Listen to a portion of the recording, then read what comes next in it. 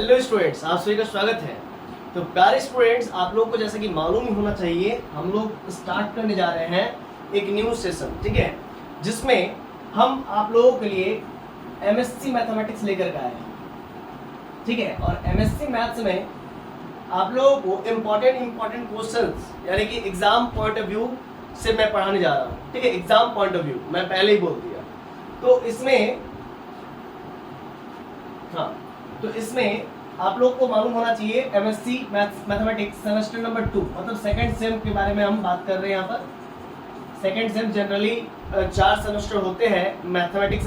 Mathematics में अगर आप एमएससी कर रहे हो तो ठीक है, तो एमएससी सेमेस्टर 2 में है ना, एमएससी मैथमेटिक्स सेमेस्टर 2 में आपको कौन कौन से पेपर पढ़ने हैं जरा समझिएगा। आपको पेपर नंबर 7 पढ़ने हैं, ठीक है। अच्छा, पेपर नंबर 7 से पहले एक मिनट, P5 पेपर नंबर 5 पढ़ने हैं, पेपर नंबर 6 पढ़ने हैं, पेपर नंबर 7 पढ़ने हैं और पेपर नंबर 8 पढ़ने हैं, ठीक है ना स्टूडेंट्स। तो हम लोग अभी इंपॉर्टेंट क्वेश्चंस पर डील करेंगे। तो पेपर नंबर 5 और 6 एक साथ डील करेंगे और पेपर नंबर 7 और 8 एक साथ डील करेंगे। तो आज से हम पेपर नंबर 7 पर हम लोग डील करना स्टार्ट करेंगे और इसके इंपॉर्टेंट क्वेश्चंस पर हम लोग चर्चा करेंगे। देखिए यहाँ पर कुछ इंपॉर्टेंट क्वेश्चंस मैंने ऑलरेडी यहाँ पर आप लोगों के लिए प्रिंट करवा के रखा है। ये इंपॉर्टेंट क्वेश्चंस को ही मैं डील करूंगा और साथ ही साथ उससे रिलेटेड उसका आंसर भी डील करूंगा, ठीक है। इतना क्लियर है। अच्छा, पेपर नंबर 7 का नाम क्या है जरा लिख लीजिएगा ताकि आपको कंफ्यूजन ना हो। Differential geometry and tensor calculus. तो ये चीज हम लोग पढ़ने जा रहे हैं, differential geometry and tensor calculus, ठीक है। इसी से रिलेटेड इंपॉर्टेंट क्वेश्चंस पर डील करेंगे, समझाएंगे भी और इंपॉर्टेंट क्वेश्चंस भी बताएंगे, ठीक है। ये बात हुआ, आइए करते हैं फिर, है ना। तो differential geometry and tensor calculus भले ही नाम है, तो ये दो पार्ट में टूटा हुआ। ये पेपर नंबर 7 दो पार्ट में टूटा हुआ। पहला तो है डिफरेंशियल ज्योमेट्री और दूसरा टेंसर कैलकुलस। और इसमें हम आप लोगों को आज स्टार्ट करेंगे टेंसर कैलकुलस से रिलेटेड इंपॉर्टेंट क्वेश्चंस, ठीक है। और बहुत सारी यूनिवर्सिटीज में होते हैं क्या कि जैसे मान लीजिए पेपर 7 में यहाँ पर मैं जैसे कि पेपर 5 है, पेपर 5 का नाम है कंप्यूटर सी प्रोग्रामिंग। क्या नाम है? सी प्रोग्रामिंग, ठीक है। तो कई बार होता है क्या, पेपर नंबर 5 में differential geometry and tensor calculus दे दिया जाएगा या और पेपर नंबर 7 में कंप्यूटर सी प्रोग्रामिंग दे दिया जाएगा। तो उससे आपको कंफ्यूज नहीं होना है। तो बहुत सारे डिफरेंट यूनिवर्सिटी में डिफरेंट ऐसे चलते हैं, ठीक है। पेपर नंबर 8 में कुछ अलग है और पेपर नंबर 6 में कुछ अलग है, तो इस दोनों को इंटरचेंज कर सकता है, ऐसा होता है कई बार, ठीक है। तो आपको टेंशन नहीं लेना, आपको फोकस करना है कि आपका पेपर का नाम क्या है, ठीक है, और उससे रिलेटेड आपको इंपॉर्टेंट क्वेश्चंस पढ़ने हैं, ठीक है। आइए तो स्टार्ट करते हैं। देखिए पेपर नंबर 7 पर हम लोग बात कर रहे हैं, इसीलिए बगल में लिख लीजिएगा पेपर नंबर 7, ठीक है, differential geometry and tensor calculus, ठीक है। तो अभी इसमें आपको मालूम होना चाहिए पेपर नंबर 7 में, P7 में, ठीक है स्टूडेंट्स, पेपर नंबर 7 में आपके यूनिवर्सिटी में आप देखेंगे यूनिट 1, यूनिट 2, यूनिट 3 और यूनिट 4 ऐसा करके आप लोगों को दिया रहेगा, ठीक है। तो और आपको ये भी बात मालूम होना चाहिए कि आप कोई भी यूनिवर्सिटी से क्यों ना हो, आप कोई भी 2 यूनिट को आप प्रिपेयर करके जाते हो तो आपका पूरा 70 मार्क्स का जो थ्योरी पेपर होता है आपके एक्सटर्नल में वो पूरा कवर हो जाता है ना। और साथ साथ इंटरनल में भी, इंटरनल 30 मार्क्स का होता है। अगर आप BBMU से हैं तब तो सही है, कोई दिक्कत नहीं है, ठीक है, तब भी आप देख सकते हैं। अगर आप SKMU से है तो भी आप देख सकते हैं, अगर आप रांची यूनिवर्सिटी से तो भी आप देख सकते हैं, है ना, या फिर आप विनोबा भावे यूनिवर्सिटी से है तो भी आप देख सकते हैं। मतलब आप झारखंड, बिहार, बंगाल, ठीक है, या नॉर्थ ईस्ट साइड में या कहीं भी इंडिया में कहीं से भी अगर आप पढ़ रहे हो, इवन इफ आप कहीं विदेश से भी पढ़ रहे हो, ठीक है, और अगर आपको आपके सिलेबस में, चूंकि मैथमेटिक्स है ये कहीं भी चेंज नहीं होता, ये यूनिवर्सल होता है, ठीक है ना। राजनीति की तरह नहीं होता, पॉलिटिकल साइंस की तरह नहीं होता है कि अलग देश का पॉलिटिकल अलग देश में चलता है, मतलब जिस देश का पॉलिटिकल साइंस है उसी देश में चलता है, ठीक है ना। हमारा देश का जो पॉलिटिकल साइंस है वो हमारे देश में चलेगा, लेकिन वो मतलब जो है कि अमेरिका में नहीं चल सकता है, समझ रहे हैं ना। लेकिन हाँ, मैथमेटिक्स यूनिवर्सल ट्रूथ है, तो आप पढ़ सकते हो। तो आप जस्ट देख लीजिए कि आपके सेमेस्टर में क्या क्या है उसके अकॉर्डिंग आप पढ़ लीजिए। तो यूनिट 1, यूनिट 2, यूनिट 3, यूनिट 4, तो अभी हम लोग यूनिट 4 स्टार्ट करने जा रहे हैं पेपर नंबर 7 का। क्लियर है कॉन्सेप्ट? चलिए तो स्टूडेंट्स आइए शुरू करते हैं। सबसे पहला क्वेश्चन हम दे रहे हैं आप लोगों को, क्वेश्चन नंबर 1। ये बहुत ही वीवीआई है स्टूडेंट्स, ठीक है। क्वेश्चन नंबर 1 कहता है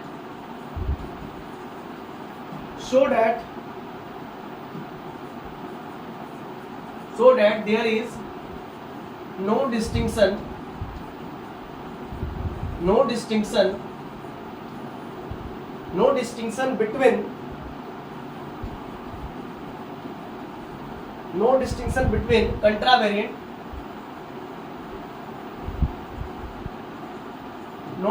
between contravariant and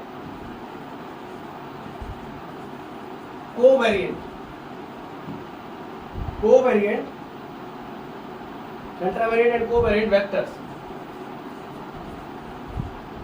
vectors when we restrict ourselves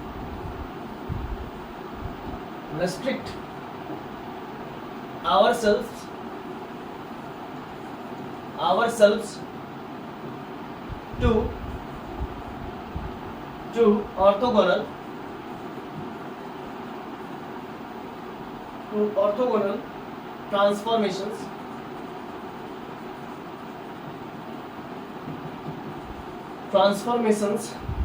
of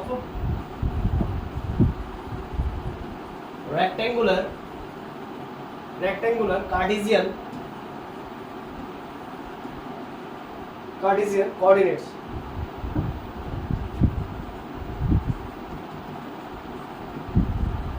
ठीक है, पहले आप इस क्वेश्चन को अपना उतार लीजिए, इसके बाद मैं समझाऊंगा। चलिए अब इसको पहले उतारिए, यही क्वेश्चन है। So that there is no distinction between contravariant and covariant vectors when we restrict ourselves to orthogonal transformations of rectangular Cartesian coordinates।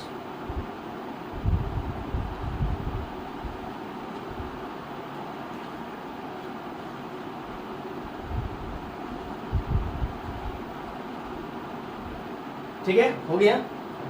देखिए क्वेश्चन क्या कहता है स्टूडेंट्स, सो दैट हमें शो करना है, दिखलाना होगा, there is no distinction between, कोई डिस्टिंक्शन नहीं होगा, कोई चेंजेस नहीं आएगा कंट्रावेरिएंट एंड कोवेरिएंट वेक्टर में, है ना। कंट्रावेरिएंट और कोवेरिएंट वेक्टर में कोई चेंजेस नहीं आएगा, ठीक है। There is no distinction between when we restrict ourselves to orthogonal transformation. अगर हम लोग ऑर्थोगोनली ट्रांसफॉर्म करें, अभी ऑर्थोगोनली ट्रांसफॉर्म क्या होता है जरा समझिएगा। मान लीजिए ये x, y है, ठीक है, ये कोऑर्डिनेट्स है। अगर हम इसको ऑर्थोगोनली ट्रांसफॉर्म करेंगे, ऑर्थोगोनली का मतलब होता है 90 डिग्री, तो जो ये लाइन है, ये x लाइन है, ये y लाइन है, ठीक है ना, और ये x डैश लाइन है, ठीक है, और ये y डैश, ये x डैश, ये y डैश। तो हम x डैश को यहाँ ले आएंगे, इसको ऑर्थोगोनल ट्रांसफॉर्म करके इस x को इस जगह पर ले आएंगे, ठीक है ना सर, समझ गए। और ये x डैश को यहाँ पर ले आएंगे, y डैश की जगह पर। तो इसको जस्ट ऑर्थोगोनली ट्रांसफॉर्म कर देना है, इस प्रकार से उलट देना है, समझ गए। और ये y कहाँ चला आएगा, ये y यहाँ चला आएगा, ठीक है ना, और ये y डैश यहाँ चला आएगा, समझ गए ना, पूरा क्लियर हो गया कॉन्सेप्ट। इसको ऑर्थोगोनली ट्रांसफॉर्म करना। तो कहता है, तो अगर कॉन्ट्रावेरिएंट एंड कोवेरिएंट दो वेक्टर्स हैं, और व्हेन वी रेस्ट्रिक्ट आवरसेल्व्स, जब इसको हम लोग ऑर्थोगोनली ट्रांसफॉर्म करेंगे ऑफ रेक्टेंगुलर कार्टेशियन कोऑर्डिनेट्स, ये रेक्टेंगुलर कार्टेशियन कोऑर्डिनेट है, उसमें अगर करेंगे तो इसमें क्या होगा, कोई चेंजेस नहीं आएगा, ये कहना चाह रहा है, देयर इज नो डिस्टिंक्शन। तो आइए इसी चीज को प्रूव करते हैं। कैसे प्रूव करेंगे, सबसे पहले लिखेंगे क्या, प्रूफ ही ना करना है तो प्रूफ लिखेंगे, ठीक, लिखेंगे इन E3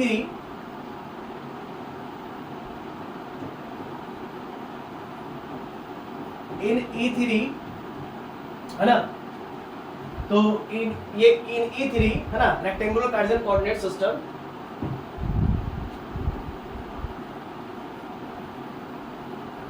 rectangular Cartesian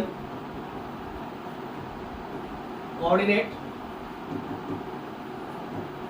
coordinate system इसी प्रकार से आपको लिखना है, समझ रहे ना। इन E3 rectangular Cartesian coordinate system then we have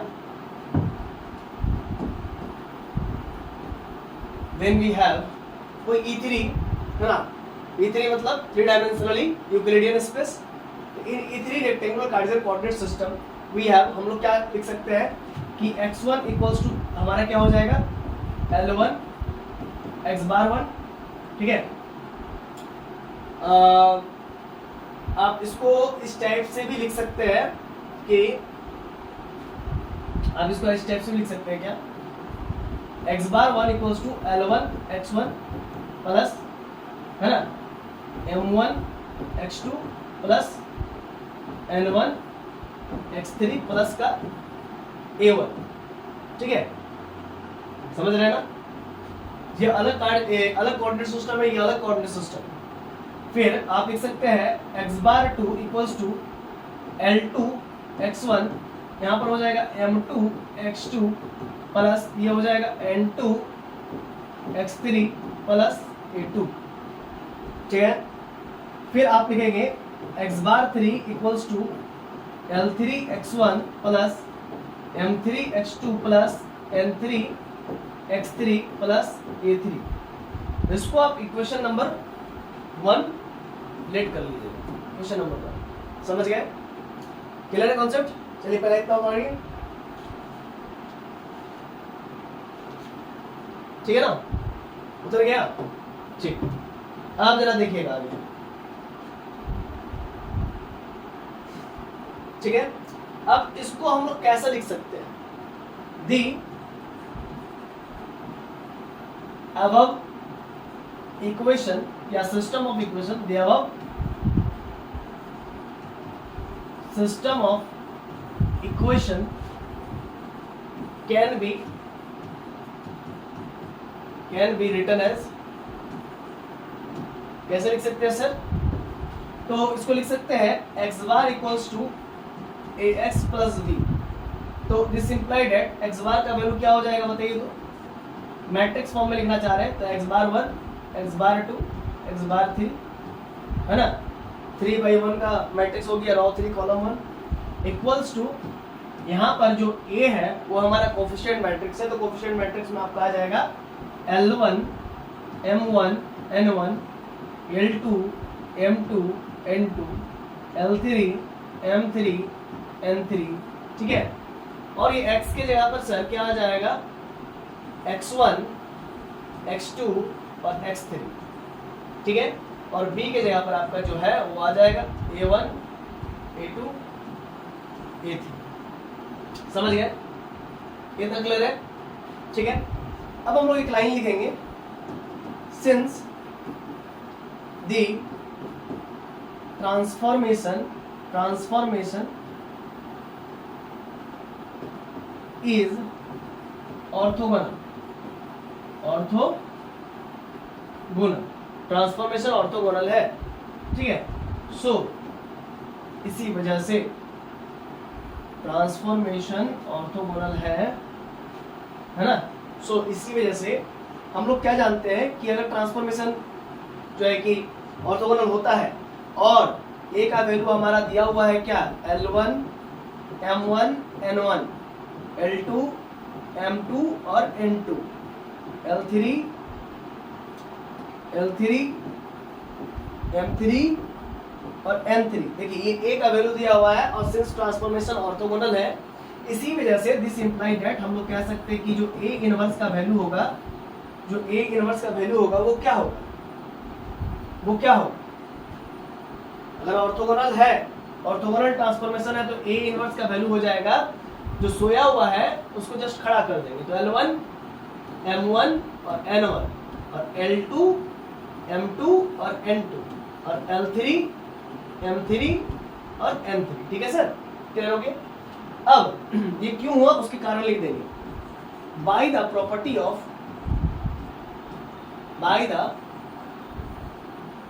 of orthogonal matrix, है ना, ऑर्थोगोनल मैट्रिक्स है ना, वी हैव ऑर्थोगोनल मैट्रिक्स का प्रॉपर्टी से हम लोग जानते हैं, क्या जानते हैं बाबू?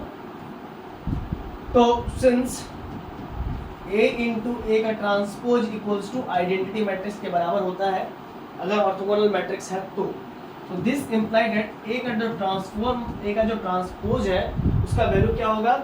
आइडेंटिटी मैट्रिक्स अपॉन का ए, और ये ऊपर चला जाएगा तो ए इनवर्स में कन्वर्ट हो जाएगा। दिस इम्प्लाइड दैट ए का जो ट्रांसपोज होगा वो ए इनवर्स के इक्वल होगा। तो आप देख सकते हैं स्टूडेंट्स, हमने इसीलिए ए का इनवर्स ऊपर में ए के ट्रांसपोज के इक्वल लिख दिया। मतलब जब इसको ट्रांसपोज करेंगे तो जो सोया हुआ है, जो कॉलम वाइज है वो रॉ वाइज हो जाएगा, जो रॉ वाइज है वो कॉलम वाइज हो जाएगा। तो उसको एज इट इज इसीलिए ऊपर वाला किया है। ठीक है, इतना क्लियर है स्टूडेंट्स? अब आगे का लाइन आप क्या करेंगे, देखिए ध्यान दीजिए। अभी तक तो हमने x बार दिखा दिया, ax प्लस बी दिखा दिया, ठीक है ना। इसके बाद लिखेंगे हम लोग सिंस हम लोग के पास जो है since we have x bar equals to ax plus का b, यही है ना, देखिए ना, हाँ x प्लस बी, ठीक है। अब देखिए हम लोग को एक न्यू कार्टेशियन फॉर्म चाहिए, है ना, फिर हम लोग को फिर दूसरा कार्टेशियन फॉर्म चाहिए होगा। एक फॉर्म में तो कन्वर्ट कर लेंगे, फिर नेक्स्ट हम लोग करेंगे। जैसे अभी आपको इस चीज को करके दिखाएंगे तो आपको समझ में आ जाएगा, ठीक है। यहाँ तक तो आप लोगों को कहीं दिक्कत नहीं होना चाहिए, यहाँ तक तो कोई दिक्कत नहीं होना चाहिए कि ए इनवर्स आया, ये सब वगैरह वगैरह, ठीक है ना। The above system can be written as like this, ठीक है ना। तो ये हुआ। अब हम लोग को चाहिए क्या? हम लोग को अब x चाहिए, ठीक है। अब x चाहिए, इसको तो हमने इक्वेशन 1 माना है, ठीक है। अब इक्वेशन 2 में हम लोग x को फाइंड आउट करने की कोशिश करेंगे। जनरली हम लोग का मकसद, हम लोग का मोटो वही होता है, x को फाइंड करना, है ना। हम लोग को मालूम ही होना चाहिए। तो x को फाइंड करने के लिए क्या करेंगे, तो लिखेंगे नाउ यहाँ पर लिखेंगे नाउ मल्टीप्लाइंग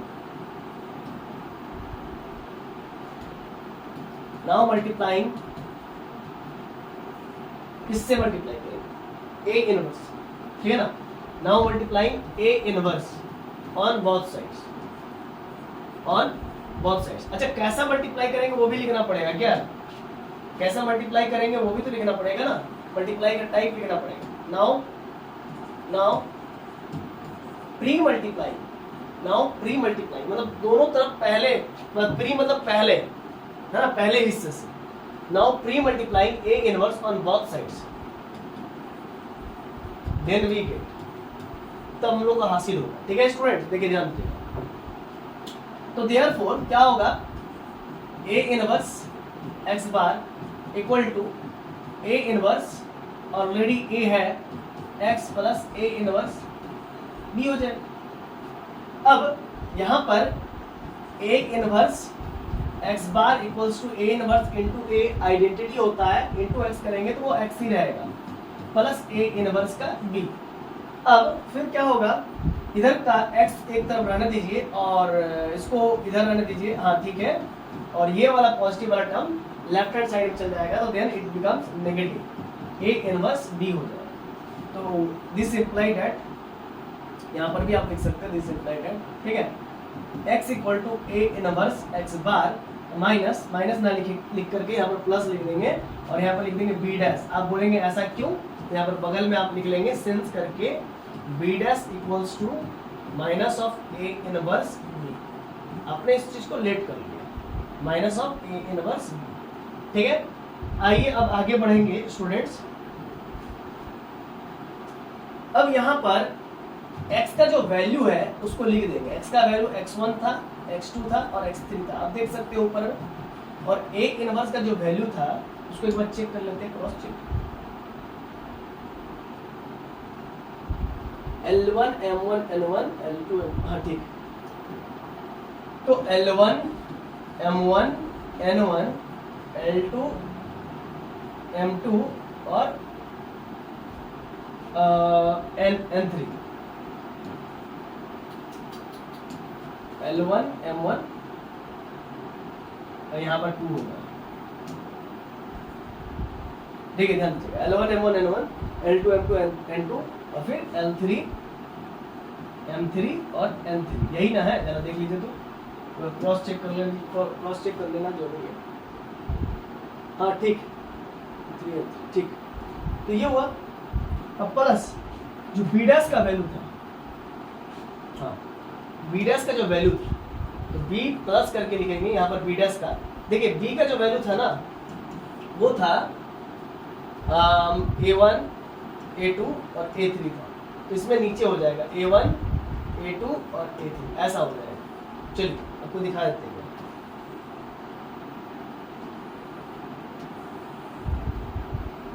देखिए A1 A2 A3 ऊपर में था पावर में, और ये अब नीचे में आ जाएगा क्योंकि वो बी डैश हो गया ना, इसका रेसिप्रोकल हो जाएगा क्योंकि ऑर्थोगोनल ही है। चलिए अब ठीक है स्टूडेंट्स, कितना हो गया? अब इसी चीज को हम लोग, अच्छा यहाँ पर एक चीज और छूट रहा है, बताइए तो क्या छूट रहा है?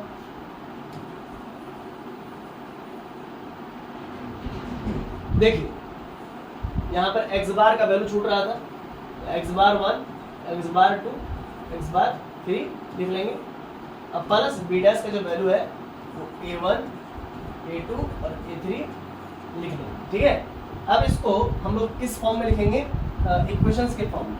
x1 equal to L1 x bar 1 plus L2 x bar 2 plus L3 x bar 3 plus का A1, फिर x2 इक्वल टू यहाँ पर लिखेंगे M1 x bar 1 plus M2 x bar 2 plus M3, ठीक है। रॉ को कॉलम वाइज मल्टीप्लाई किया जा रहा है। L1 x bar 1, L2 x bar 2, L3 x bar 3, ठीक है। A1 फिर M1 x bar 1, M2 x bar 2 plus M3 x bar 3 plus का A2, समझ गए स्टूडेंट्स? नेक्स्ट है x3 इक्वल्स टू, जो हो जाएगा N1 x bar 1 plus N2 x bar 2 plus N3 x bar 3 और प्लस का A3। आप इसको इक्वेशन नंबर 2 मान लीजिए, समझ गया? क्लियर है कॉन्सेप्ट?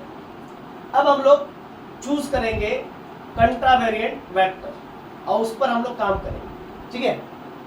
तो चलिए करते हैं, इतना तो क्लियर है, ठीक है। नेक्स्ट पेज में, now let us choose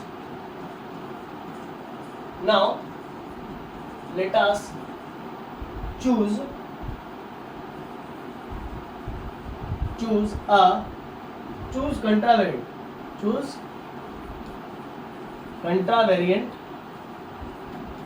vector H इस प्रकार से। देखिए एक कंट्रा होता है, एक कोवेरिएंट होता है।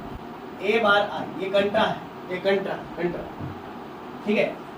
डेल एक्स बार I और नीचे में डेल एक्स J और ये आपका AJ, ठीक है। और I और J का वैल्यू जो होगा 1 2 3 डॉट, ठीक है। ये कंट्रा है, ये क्या है स्टूडेंट्स? ये कंट्रा है। कंट्रा में इस प्रकार से होता है, ठीक है। चलिए इसको उतारिए, ठीक। तो ये कंट्रा है। अब कोवेरिएंट वाला जब आएगा तो उस समय बताया जाएगा, ठीक। तो देखिए स्टूडेंट्स होगा क्या, A bar 1 equals to del x bar 1 और ये x1, ये J का वैल्यू रन करना है, I का वैल्यू रन नहीं करवाना, ठीक है ना। तो del x bar 1 x2 A2 plus del x bar 1 x3 A3। फिर अब I की जगह पर 2 आ रहा है, तो हर जगह 2 ही होगा, ठीक है। नीचे वाला में 1 फिर डेल एक्स बार 2 फिर x2 A2 डेल एक्स बार 2 फिर x3 A3, ठीक है। अब A बार 3 निकालो, है ना, बार आया, तो del x bar 3 x1 A1 plus del x bar 3 x2 a2 plus del x bar 3 x3 और ये a3। ठीक है, अब इसके बाद एक लाइन नीचे में लिखेंगे, फ्रॉम इक्वेशन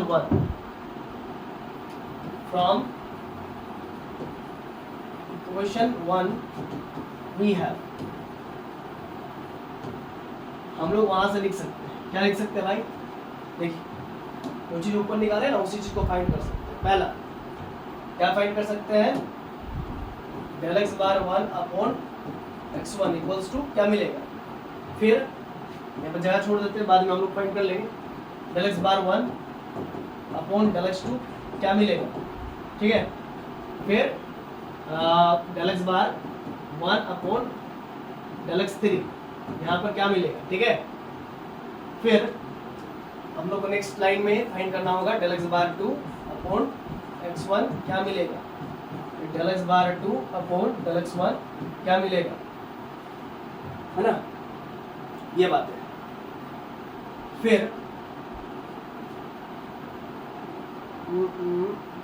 यहाँ पर 2 होगा, ठीक है, यहाँ पर 2, फिर डेल एक्स बार 2 अपॉन डेल एक्स 3 क्या मिलेगा, ठीक है, ये सब हम लोग फाइंड करना है। आइए फाइंड करते हैं फ्रॉम इक्वेशन 1। फ्रॉम इक्वेशन 1 के लिए हम लोग प्रीवियस स्लाइड में मूव करना होगा, तो del x bar 1 upon del X 1, ये इक्वेशन नंबर 1 से ही पता चलेगा, ये इक्वेशन नंबर 1 से ही पता चलेगा, फ्रॉम इक्वेशन नंबर 1 ये del x bar 1 upon del X 1 L1 मिलेगा, अच्छा del x bar 1 upon del X 2 M1 मिलेगा, del x bar 1 upon del X 3 N1 मिलेगा, ठीक है, तो इसीलिए del x bar 1 upon del X 1 क्या मिलेगा, L1 मिला, L1 मिला, del x bar 1 upon del X 2 M1 मिला, del x bar 1 upon del X 3 N1 मिला। फिर से आप चेक कर सकते हैं, del x bar 1 upon del X 1 L1, del x bar 1 upon del X 2 M1 और del x bar 1 upon del X 3 N1, ठीक है, ये चीज़ हम लोग को, तो वही चीज़ लिखे हुए हैं। फिर जैसे यहाँ पर L1 M1 N1 मिला है, वैसे यहाँ पर L2 M2 और N2 मिलेगा, क्या मिलेगा, N2 मिलेगा, ठीक है। आइए आगे, del x bar 3 upon del X 1 क्या मिलेगा, L3 मिलेगा, del x bar 3 upon del X 2 ये आपका मिलेगा M3 मिलेगा, और ये del x bar 3 upon del X 3 ये आपका N3 मिलेगा, क्या मिलेगा, N3 मिलेगा, ठीक है। इस प्रकार से ये पूरा काम कंप्लीट हुआ। अच्छा, अब आगे क्या, तो ये इसको आप इक्वेशन मानिए कुछ, इसको आप इक्वेशन नंबर A मान लीजिए, स्मॉल ए, तो अब इसमें ये कन्वर्ट होगा ना फ्रॉम इक्वेशन A, है ना, फ्रॉम इक्वेशन A बिकम्स, जब हम लोग del x bar 1 upon del X 1 का वैल्यू पुट करेंगे, del x bar 1 upon del X 2 का वैल्यू पुट करेंगे, del x bar 1 upon del X 3 का वैल्यू पुट करेंगे, तो ये चेंज होगा, वही चीज लिखेंगे। नाउ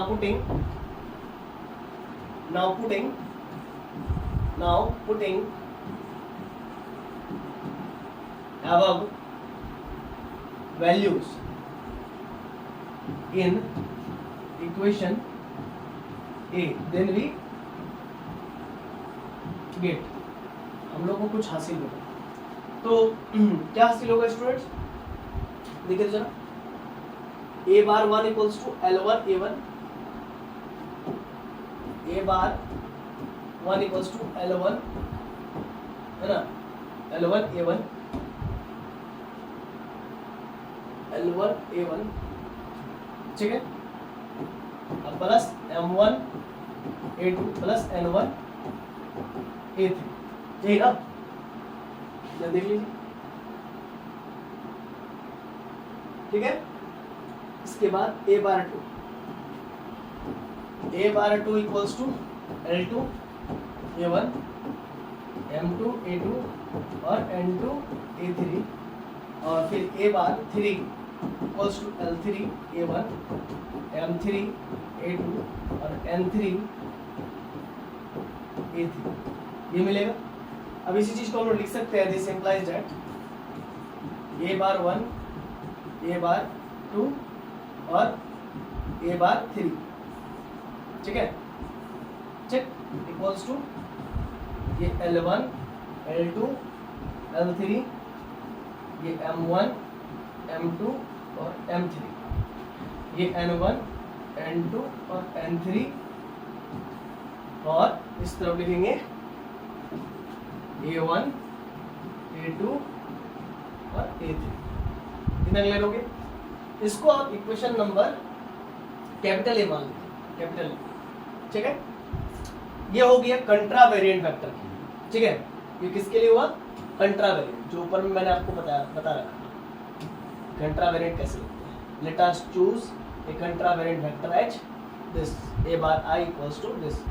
अब लिखेंगे कोवेरिएंट, कोवेरिएंट। तो कोवेरिएंट के लिए जस्ट उल्टा हो जाता है, A बार I इस प्रकार से लिखाता है और इधर नीचे में डेल x बार I लिखाता है, ऊपर में डेल x j और ये जो j होगा ये नीचे होता है। इस प्रकार का सिचुएशन क्रिएट होता है, ठीक है। चलिए इसी चीज को लिखेंगे नेक्स्ट लाइन में, इसको इधर का काम नहीं है तो इधर इरेज कर देते हैं, ठीक है। लिखेंगे लेट अस चूज, या लिखेंगे नेक्स्ट लेट अस चूज ए कोवेरिएंट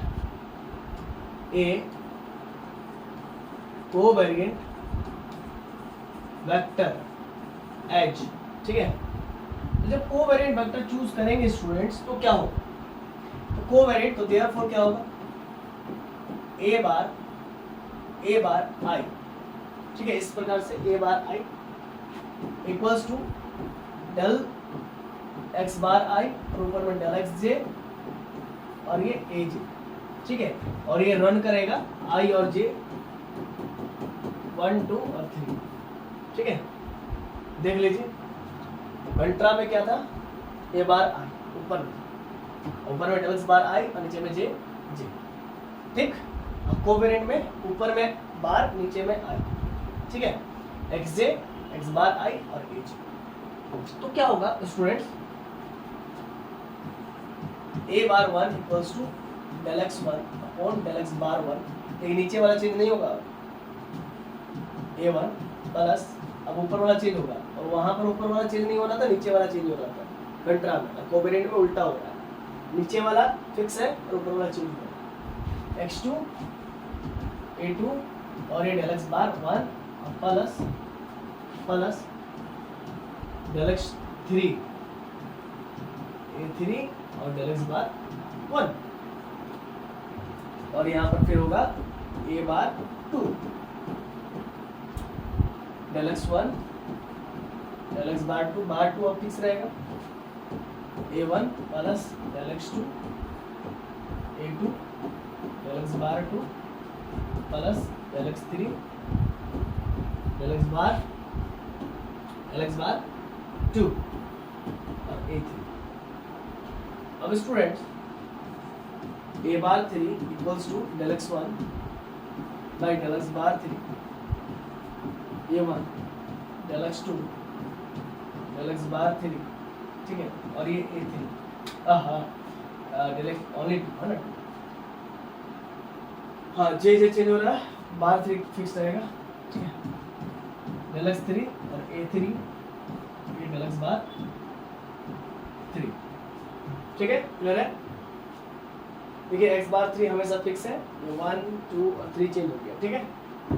अब from equation 2,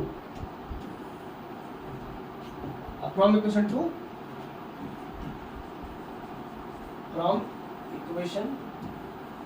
2 then we have, तो क्या होगा स्टूडेंट्स फ्रॉम इक्वेशन 2 में, जरा समझिए। ऊपर में del x1 upon del x bar 1 है, फ्रॉम इक्वेशन 2 को देखना पड़ेगा हम लोग को।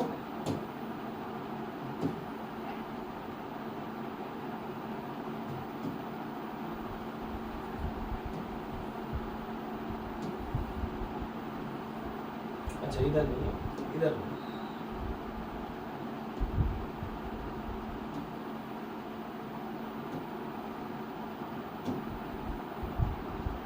देखिए मिल गया इक्वेशन नंबर 2 फ्रॉम इक्वेशन 2। तो इक्वेशन 2 से हम लोग क्या चाहिए जरा देखिएगा, del x1 by del x bar 1, del x1 by del x bar 1, ठीक है यही ना चाहिए। आइए देखिए del x1 by del x bar 1, del x1 देखिए del x1 ध्यान से del x1 by del x bar 1 क्या मिलेगा, x बार 1 कैंसिल तो l1 बचेगा ना, फिर del x1 by del x bar 2 ये क्या होगा, ये L2 होगा, समझ गया। इसी चीज को उधर लिखने जा रहे हैं, ठीक। आइए तो ध्यान दीजिएगा del x1 by del x bar 1 equals to L1 del x2 by del x bar 1। चलिए देखिए क्या है, del x2 by del x bar 1, del x2 by del x bar 1 check कीजिए क्या है, del x2 by del x bar 1, del x2 by del x bar 1, del x2 by del x bar 1, del x2 by del x bar 1 क्या होगा बताइए, del x2 by del x bar 1 m1 होगा ना यहाँ से, हाँ इसी चीज को लिख दीजिए यहाँ पर, del x2 by del x bar 1 क्या हो जाएगा m1। अब बाकी बात तो पैटर्न को पकड़ के ही तो हम लोग लिख लेंगे। अब क्या लिखना होगा, del x3 by del x bar 1 L1 M1 और ये L1 हो जाएगा, सिंपल है ना। इसके बाद नेक्स्ट लाइन हम लिख सकते हैं del x1 by del x bar 2 L1 M1 हो गया, ये L2 हो जाएगा, फिर है ना चेक कर लीजिएगा उधर del x2 by del x bar del x2 by del x bar 2 क्या हो जाएगा M2 हो जाएगा, और del x3 by del x bar 2 क्या हो जाएगा N2 हो जाएगा, समझ गए। एक बार क्रॉस चेक कर लेंगे, डोंट वरी, है ना। फिर क्या del x1 by del x bar 3 L3 del x1 हो गया बार 3 del x2 by del x bar 3 M3 और del x3 by del x bar 3, ठीक है N3 हो गया, समझ गए कॉन्सेप्ट, ये हो गया। आइए एक बार क्रॉस चेक भी कर लेते हैं कि सही में ऐसा, यहीं से क्रॉस चेक कर लेते हैं del x2 by del x bar 3 क्या होगा, del x2 by del x bar 3 हाँ M3 होगा, चेक कर लेते हैं कि नहीं, हाँ M3 है, यानी सही है, ठीक है। अब ये तो हुआ, अब इसको पुट करेंगे ऊपर वाली इक्वेशन में, इसमें पुट करना है, इसे पुट करना है, इसको इक्वेशन मानना पड़ेगा, इसको इक्वेशन बी मान लेते हैं, इसको इक्वेशन नंबर बी मान लेते हैं। Now putting the above values in equation B, then we gate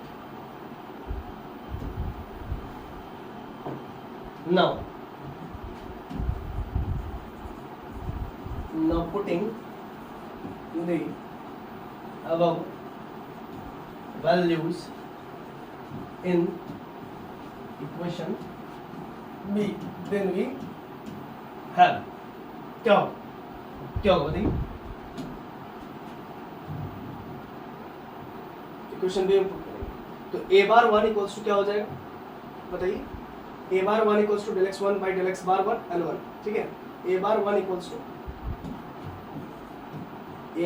equals to आपका हो जाएगा L1 है ना इनटू a1, है ना, देखिए तो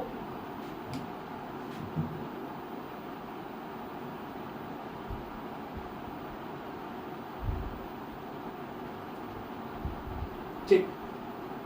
तो आप यहाँ पर सब चेक कर लेंगे a बार और del x1 by del x bar 1 L1 a1, अच्छा a1 नीचे होगा, ठीक है ना। सब लिखने का स्टाइल सब देख लीजिएगा तो मिस्टेक हो जाएगा। L1 a1, ठीक है, del x2 by del x bar 1 M1, ये a2, ठीक है, plus del x3 by del x bar 1 N1 और ये फिर A3, ठीक है, और इसके बाद a बार 2, a बार 2, अच्छा अच्छा अच्छा अच्छा, तो वो वाला भी फिर मिस्टेक लिख दी है ना, चलिए ठीक कर लो, a बार 1 फिर a बार 2 इक्वल्स टू, जैसे ये चीज लिखाया गया है उसी प्रकार से लिखेंगे, और क्या L2 M2 N2, ठीक है, चलिए लिखते हैं, आइए सिमिलरली लिख लीजिए L1, अच्छा L1 है ना तो L2 हो जाएगा ना, क्योंकि अब तो चेंज हो रहा है ना, L2 A1 plus M2 A2 और N2 A3, फिर A bar 3 equals to L3 A1 M3 A2 और N3 A3, खत्म। अब इसको हम लोग लिखेंगे क्या, जरा समझिएगा, इसको हम लोग लिख सकते हैं मैट्रिक्स फॉर्म में, A bar 1 A bar 2 A bar 3 equals to L1 M1 N1 L2 M2 N2 L3 M3 और N3, ठीक है। आगे क्या होगा, आगे होगा A1 A2 और A3, कितना क्लियर हो गया। अब आप इसको इक्वेशन नंबर कैपिटल B मान लीजिए, क्योंकि स्मॉल a स्मॉल b तो मान ही चुके हैं, और कैपिटल A भी कहीं मान चुके थे, और कैपिटल B यहाँ पर मान चुके हैं। अब इक्वेशन नंबर कैपिटल A को जरा देखिए कहीं अगर मिल रहा है, इक्वेशन नंबर कैपिटल A को देखिए, तो ये मिल गया कैपिटल A, और ये चीज को देखिए, उसके बाद फिर ये चीज को देखिए, दोनों सेम देखिए, है ना, है कि नहीं, मतलब ये जो A1 नीचे में है वो A1 जस्ट ये मतलब इस दोनों के रेसिप्रोकल के रूप में दिखाया जा रहा है, ठीक है, बाकी बात तो सेम है, सब चीज सेम है, देख सकते हैं L1 M1 N1, और इधर भी L1 M1 N1 L2 M2 N2, उधर भी देखिए A बार 1 है ना, इसमें कोवेरिएंट में आ गया है ना, उधर कंट्रावेरिएंट में आ गया, ठीक है, बस इतना ही अंतर है, बाकी बात तो सेम है ना, हालांकि ये भी सेम ही है, अगर इसको सॉल्व करके लिखेंगे तो वो भी उसके इक्वल ही नजर आएगा, ठीक है, क्लियर है कॉन्सेप्ट, क्लियर है ना। तो from equation capital A and capital B we have, from equation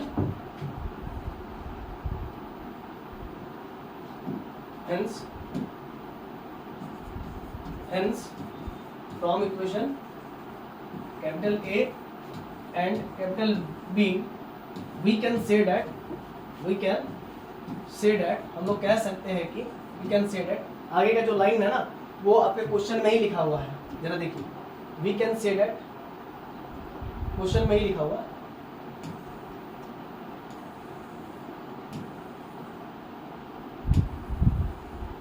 question में ही लिखा हुआ है, ध्यान दीजिए, we can say that from equation capital A and capital B we can say that there is no distinction between contravariant and covariant vector when we restrict ourselves to orthogonal transformation of rectangular Cartesian coordinates। बस यही चीज उतार देना आपको फिर last में hence करके, है ना, इस जगह पर, इसके बाद हम लोग लिख सकते हैं उस लाइन को, हो गया प्रूफ, यही चीज हम लोग प्रूफ करना था, प्रूफ हो गया। आई होप आप लोग को अच्छा लगा होगा, समझ में आ गया होगा, है ना, मिलते हैं नेक्स्ट वीडियो में, तब तक के लिए जोहार।